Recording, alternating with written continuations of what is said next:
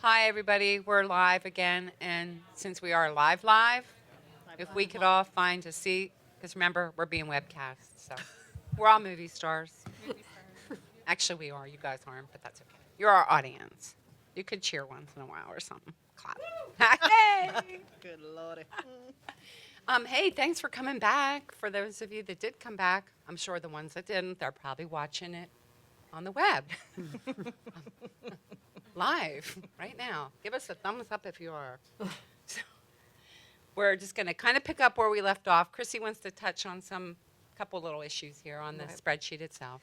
So at the bottom of the spreadsheet, we would like you to fill in if it's a high-cost area, which means yes if it's in a QCT, and you can even put in a yes if we gave it an agency boost. And then you would want to put 100% here if you didn't get a boost, 130 if you got the standard boost. But there are some times where, like, you might ask for 106, so you would want to put whatever boost the agency originally gave you at reservation. And then you would put in your applicable fraction. And then we ask that you put in your applicable rate for acquisition. For the 9% deals right now, the rehab is locked at 9%, but for tax exempt, you would want to put in your credit rate in that field as well. And then that automatically populates these fields over here. And then since this is a new form, we did our best to make sure that everything works and everything adds up. But if you find that something isn't calculating correctly or that there's a mistake on this spreadsheet, please email us so that I can fix it.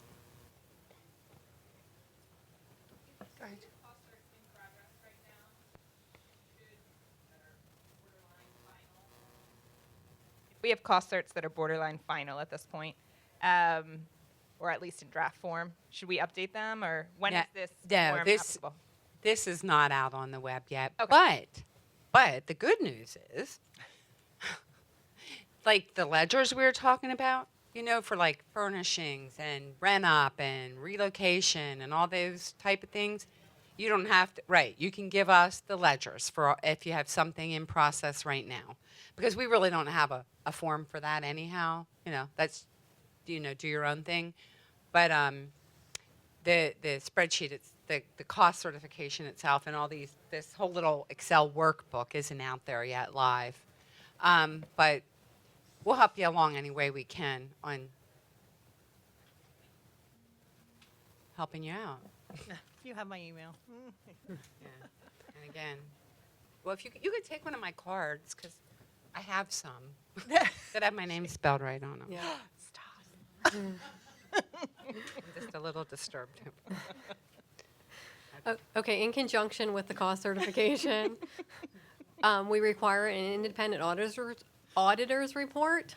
Sorry, I can't talk. So this is sort of saying what we need, and then we've also attached an example of what we would like it to say, and we really would like it to say these words with your information filled in the blanks. Because it's another thing that we have to read to make sure that you're not writing anything crazy in the auditor's report. Okay, so the next things are syndicator letter, and this is the one I touched on before about, they're pretty much saying, hey, I looked at your cost cert that was prepared by, blah, blah, blah, auditing firm or whatever, and we agree with it, and they probably should really mean it anyhow. And then the first year of the credit period, this is one of the places where it has to be, and it has to be taught, the same as the one on your owner's cert form and the same as on your project history form. Like, if you want to make yourself notes for double checks where things need to be the same, this is one of them, because this is one that's often not, well, your syndicator letter says this, but your owner cert form says this. And that's another thing that just holds up the works. And again, since this is just a sample, like Carroll had mentioned before, if you have multiple buildings that have different placed in service packages, in this paragraph here, this is where the syndicator should spell out what buildings have what first year of the credit period. And not like building 1, 2, 3, 4, 5, but the addresses of those buildings. Because we don't know what they've seen to call a building 1, you know. It might not be the same thing you're calling building 1 or that I'm even calling building 1 if you didn't number your buildings on your owner's cert forms. Okay. Your financial characteristics form, it's a pretty self-explanatory form, but we have it out there now for you to just fill in all the blanks and what do you have subsidies in it, your construction financing, your permanent financing. We really do look at these and check them. And you know, something that I'm going to bring up now, and we should have brought it back on the spreadsheet. I didn't even think of it, but bridge loans. Like, there's a lot of people that don't call a bridge loan, what we call a bridge loan. And I don't know what all the definitions are out there in the world, but this is what we call a bridge loan. So if you have a construction loan and that construction loan is being paid off by equity, then it was bridging your equity, and that is the portion that we are going to consider bridge. So if you have a $2 million, I know these aren't real, anywhere near real numbers, but say you have a $2 million construction loan that converts to a $1 million permanent loan, then we're considering $1 million, you know, the difference, your bridge loan. And so we're prorating fees based on those numbers. And often we do not see that. And I know that the developers give the accountants the information, so I'm not really sure how people look at it in the accounting world, Elizabeth, but but I mean, I don't know if the developer has to tell you that, or if you're looking at that, if your accountant's looking at that. But just keep in mind that whole bridge loan thing, because a lot of times we're not seeing you count bridge loans in there, and oftentimes there are bridge loans in there. So, does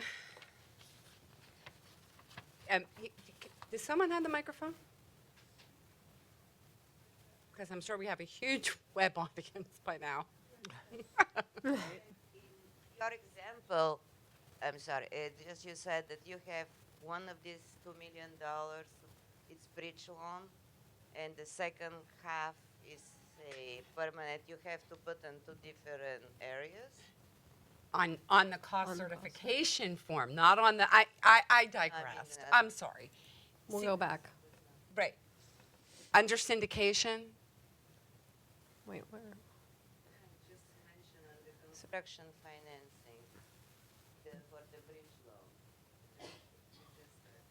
okay, so I know, I digressed, so I guess I confused everybody. Okay, so we were on the financial characteristics form, and that's what reminded me of how I often tell what a bridge loan is. So I was just saying, you have your construction financing and you have your permanent financing. There's nowhere on here to call something a bridge loan. Is there on this one? No. So, but I was like referring them back to the cost certification spreadsheet under syndication is where the bridge loan information would be. Right here. Are you fine? Okay, so there's construction financing, there's permanent financing, and then there's bridge loan financing. And if you still don't get it, you can email me because I have cards here. You have to separate. You have to decide which one is permanent, which one is bridge loan, and the second set. I have to decide? Yeah. But if you don't, we do it for you. But again, it's time consuming. Yeah. That's the theme. Okay. So, now I got myself down. Okay. So then, over under syndication information, we now have it in there, or like Chrissy pretty much spelled it out, all in the red there, and it's rather self-explanatory on how this, it all does the math for you. Are you doing it? I am. Okay, so.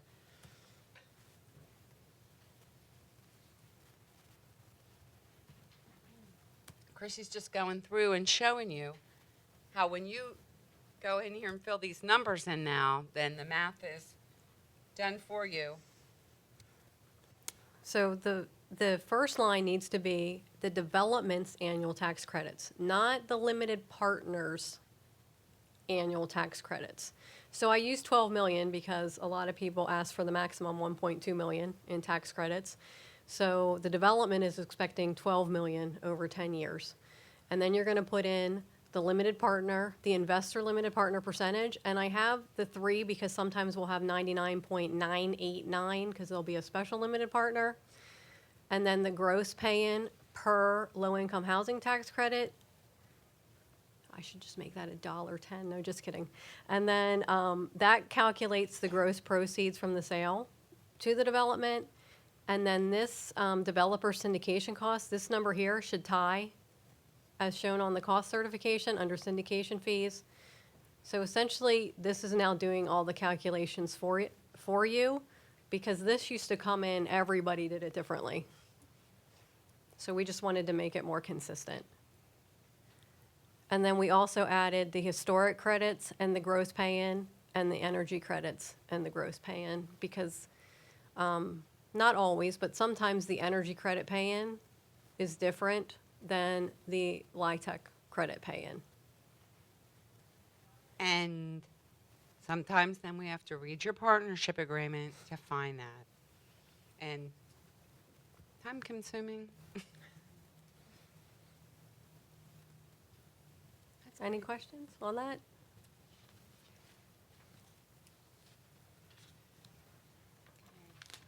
The next form's your certification of subsidies, which, again, this is the third time now that you're submitting it to us. This is an IRS required form to certify to any subsidies, and it really means any source of funding. When it says certification of subsidies, it's every and any source of funding that you have in the property. It's a pretty self-explanatory form, but I do not believe that we were collecting this at cost certification before. So that's why the whole form's in red, but it's really but don't just copy the one from application if it actually changed. Like, you have more subsidies or something like that, put real information in there. And again, watch the bottoms for your taxpayer name. Now, is that, do you want to mention that that's a link, that's going to be a linked form? Oh, is that one of the Yeah, that's going to be a linked form. Like, this is just to give you an idea of what the form's going to look like. It's not the actual form, so don't make copies of this or anything like that. In the actual package, once we go live on our website, there'll be a link to the form you'll want to use for the certification of subsidies. So, And also the energy rebate analysis is a new form, which will also be a link. So this, again, was started with the 2016 awards, and we're asking you to list all your energy rebates from all your utility providers. And those energy rebates should be shown as a source on your cost certification. Right. Exactly. And then the owner and the general contractor, have to certify to those amounts. oh, yeah. Okay, so this is the development information form, and again, it just shows some characteristics of the development, the property name. The on-site manager, we would want the company name, so like the management agent name, and then the contact name of that management agent, and then, the on-site manager, and then whoever is actually at the property, the manager at the property, and then the off-site management agent, because sometimes the management agents are in totally different states than the actual property is. the company name for that, and who the contact person is for the off-site management agent. And then everything in red is new. Again, this is just a unit configuration where we're asking you for the bedrooms, the square footage. This is new. We would like the Penhomes units and/or if you have 811 units, which if you guys went to the developer application workshop yesterday, they talked about how much the tenant pays for the rent, if there's any utility allowances.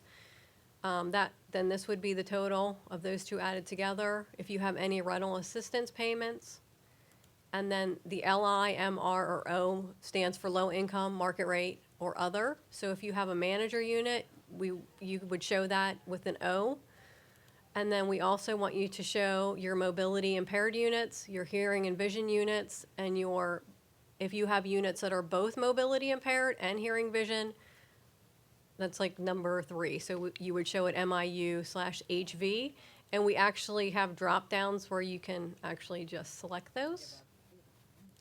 And then the targeted income level is if it's a 20% unit, 40, et cetera. And then as a reminder, we put this on here that you're required to list your site on the PA housing search at the time of rent up.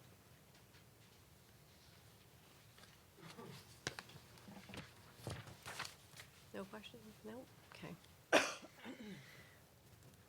All right, so this is the architect certification for the accessible housing. So essentially, again, it should be pretty self-explanatory. I have seen in the past where this says to initial if applicable. If you initialed it as applicable at application, it needs to still be applicable unless you received agency approval to make those changes. I have had to send back this form because it was different. And again, it has to be signed by the architect, the general contractor, and the owner.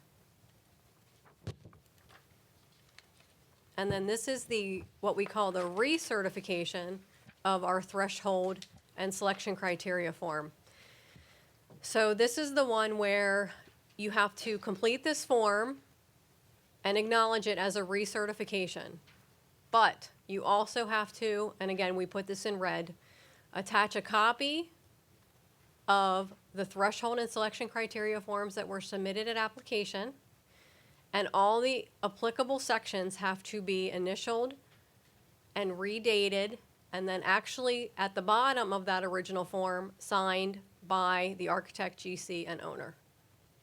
And that's the one that Joanna has to put in her cursory review more often than not. Yes. So we tried to reword this to make it easier A little more clear. Right. Yeah, because it was a little unclear. Yeah. It was confusing. It was and very it was kinda confusing.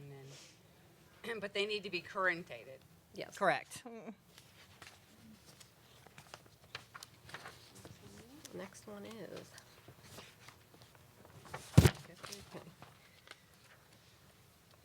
Is this one going to be a link too, or no?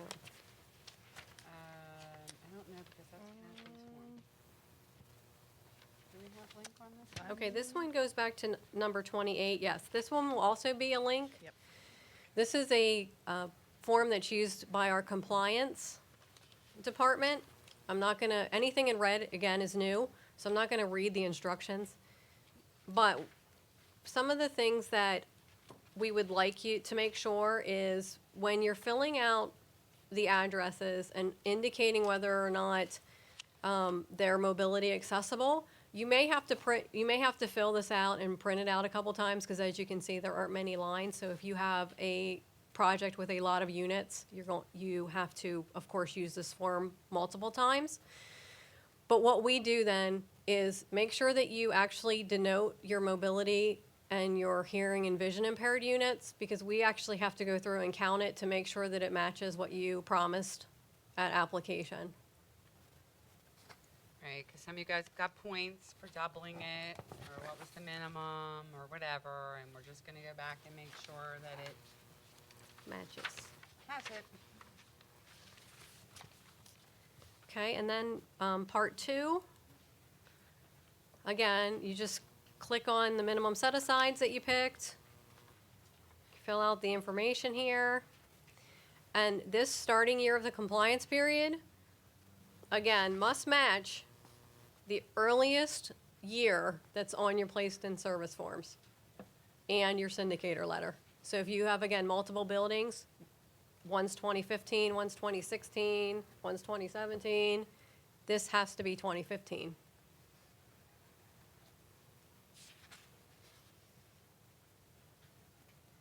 And again, must be signed by the owner. Yeah, make sure, here's another one. If you got cost savings points, I forget what years, but there are certain years that got them based on square footage, or do we still do it based on square footage? Okay, so it's based on your square footage.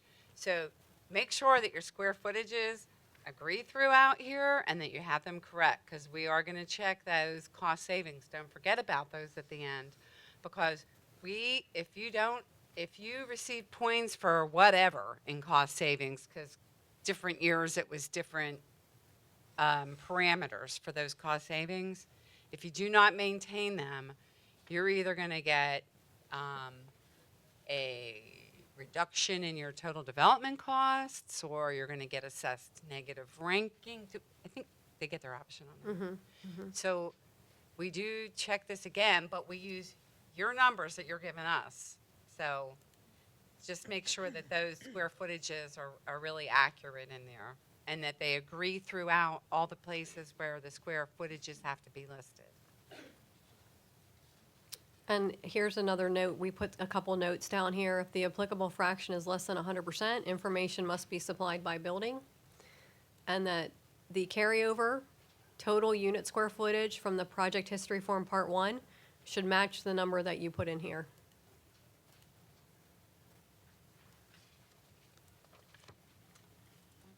I think that's it. We're on yours. MB. Number 32. Back to number 32. I kind of hoped we never got to this one. Okay. I can't find it. Here. Oh, you looking for your notes? No, I'm looking for my forms. The very last one. What happened to mine?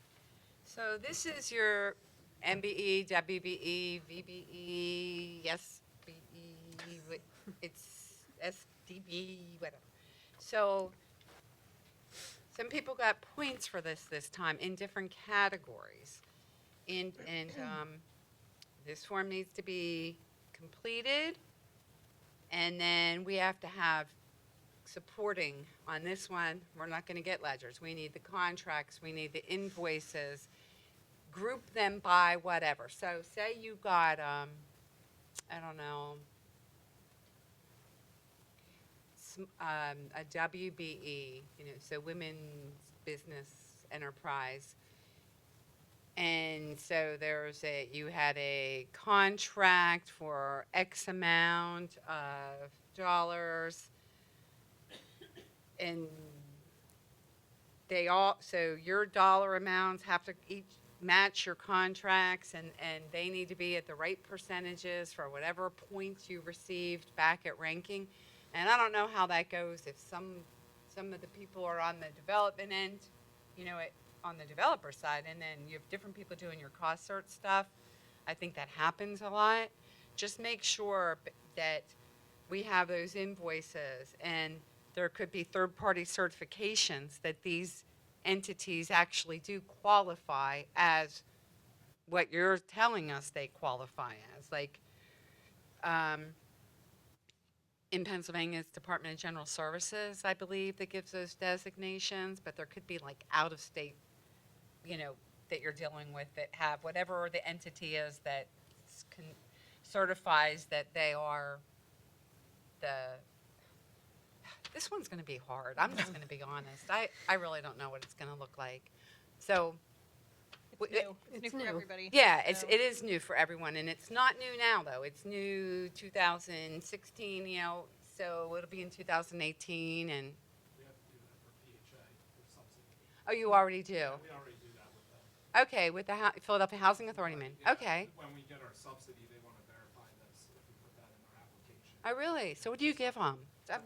Basically, it's a form like that, and then we give them all the certs provided behind it Perfect. from the third-party people. Okay. And then usually I also have a solicitation contract showing who we solicited and if they declined or what the status of it was.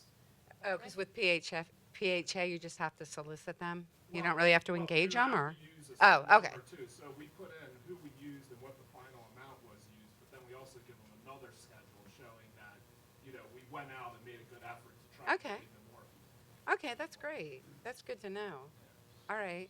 Do you get certifications from the Department of General Services for that then? Okay. Yes. Actually, you could go online and print some of them out, so. Oh, yeah. I researched some of this beforehand, and it just kind of overwhelmed me a little bit, so. I figured, well, 2018 isn't here yet. And those- Yet. It's not painful, though. So, Okay, great. That's good to know. yeah. Right. Okay, The that's last it. form? We're done. So, we got done 30 minutes early. Yay. You're welcome. Right? Right? And are there any more questions? I was like going. No, not where's my, No, just not that kidding. question. Yeah, no, just kidding. Kathy? Sorry. Heather, thank you. If we're submitting a place and service package in the next few months, are we following the instructions we got with our reservation, or when we got the credits, or are we trying to abide by these? Well, as I said earlier, so some of these forms won't apply. Like, what year are your credits? 16, 15? 16. 16 credits. And so Oh, you're no, maybe they're probably 15. 15. Yeah. it's- They're probably 15 credits, and you can follow the instructions that you received with your reservation letter. However, you can always email me, but we don't want the invoices for your rent-up. We don't want the invoices for relocate. We want ledgers, like one-page ledgers that have your vendor name, a dollar amount, what was purchased, furnishings, rent-up, all those things that you can give us ledgers Start trying for. to morph into the new. Okay. The And when new are these instructions. forms going to be available? They're not available yet, right? They're not available Okay. yet. So no. use the old forms. The ones that are on. our Always website before now. you start your placed in service package, Always check you should online. go to the website and use the forms that are out there Okay. before you start it. So we don't know when we're going to actually finalize these. Hopefully soon. Just bookmark us as a favorite. What do you see the most common mistakes, like the 3 most common mistakes in the cost certification Who's asking me package? that? Andy? Andy? Yeah. Not mine. I mean, everybody else. Of course not yours. No, never. Like- Building on. The architect certs for sure, but that, like I said, those directions were always. The owner certification of place and The service actual form place and is service almost forms. always wrong. Those architect research, but that's kind of a given. Like, I don't think anyone has probably ever gotten Ever. those right. Not providing bank statements for your reserves. Not having our required reserve language on your spreadsheet, your contract amount, the subtotal not equaling the contract amount. Can you tell my pet peeves? That's one of them. So did I name 3? No, I named 4. Okay. Yeah, those are a big one. Those are ones that I generally, almost every package I open, get an email from me with those 3 things. So hopefully with the new instructions, that'll clear that up. And nobody will get emails from me anymore, which would be awesome. This was very helpful. Good. Good to hear. Thank you, Andy. And it'll be on the web. I think I was supposed to tell you where. Well, this says youtube.com/watch PHFA. Y'all got that? youtube.com/watch PHFA. That's where it's going to be, according to my paper. So But Our rules. you could email Chrissi if it's not. Her name's spelled right. Oh my goodness. Darn it. Any other? Joanna, you can have as many more questions as you want. The need calculation. Can we talk about that? Is because I see in the syndication information that the percentage of the limited partner ownership is taken into consideration. Is it also taken into consideration as far as the need considered? It's not, right? It is not. If you look at our cost certification, it doesn't say LP equity, it says equity. Okay. So we're calculating equity based on 100% of the credits at the pay-in that the limited partner is paying. And the reason, Carroll can probably speak more so to the reason, but we, over the years, have seen, like 99.99% is what we usually see, but we had seen in the past where people were doing like 98% of the LP, and then that other 2% was being, the credits are there, and just because either you can't use them because you're a nonprofit, but sometimes you're not a nonprofit, we can't just pretend that those don't exist. So that's why it's labeled equity when you receive the cost certification back from us. Does that make sense? That's why it won't ever match what your LPA says. Did I do that okay? That was perfect. Is that it? Okay, well, thank you all for coming, Dismissed. and we'll see your packages in the mail. We sure will. Scott loves to deliver them to me.